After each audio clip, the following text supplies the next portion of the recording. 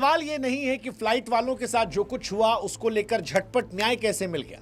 सवाल ये है कि रेलवे वालों, बसों वालों और आम लोगों के साथ इंसाफ कब होगा। क्या गरीब आदमी की चुप्पी को इस देश ने आदत मान लिया है? क्या सरकार गरीब की तकलीफ की इतनी आदी हो गई है कि अब रेलवे में, बस में आम लोगों की तकलीफ जो है वो तकलीफ लगती ही नहीं है। और सबसे बड़ी बात, ये सवाल इस देश के लोगों को परेशान क्यों नहीं करता।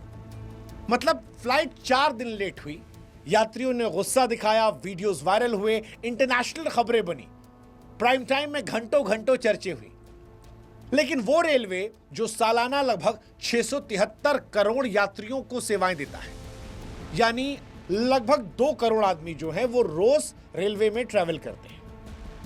हर दिन उस देश में सैकड़ों ट्रेन ऐसी है जो रोज लेट होती है। और त्योहार पर हाल मत पूछिए, ठंड में हाल मत पूछिए।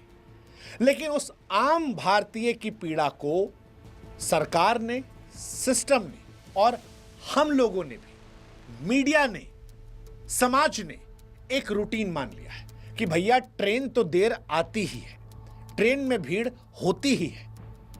यह मान लिया है, यही नॉर्मल है। इस पर कोई आपात बैठक नहीं होती है, इस पर कोई कार्रवाई नहीं होती है। देश में 2 करोड़ लोगों के लिए जो ट्रेन चलती है वो घंटों घंटों लेट चलती है। और जब वो आती है तो उसके जनरल डब्बे में लोग मालगाड़ी में जैसे सामान ठूसा जाता है वैसे ठूस जाते हैं। उदाहरण के तौर पर भारत में जो ट्रेन चलती है, जनरल कोच जो लगा होता है, उसकी क्षमता जो है वो 90 से 110 यात्रियों की होती है। लेकिन अगर आप कभी गए हैं तो वहां आपको दिखेगा कि 350 से लेकर 500 आदमी ठूस ठूस कर भरे हैं। मतलब हालत यह होती है कि लोग बाथरूम में कौन बैठेगा उस स्पॉट के ऊपर, उसको लेकर लड़ाई लड़ते हैं। उस जगह पर जहां पेशाब करने जाते थे वहां लेट के सो रहे होते हैं, परिवार समेत बैठे होते हैं। किसी की बीवी बैठी है, किसी का बच्चा बैठा है, कोई पूरा परिवार समेत अंदर बैठा है और अंदर से बंद कर लिया है और अपने आप को खुशनसीब समझ रहा है कि भैया बैठने की जगह मिल गई।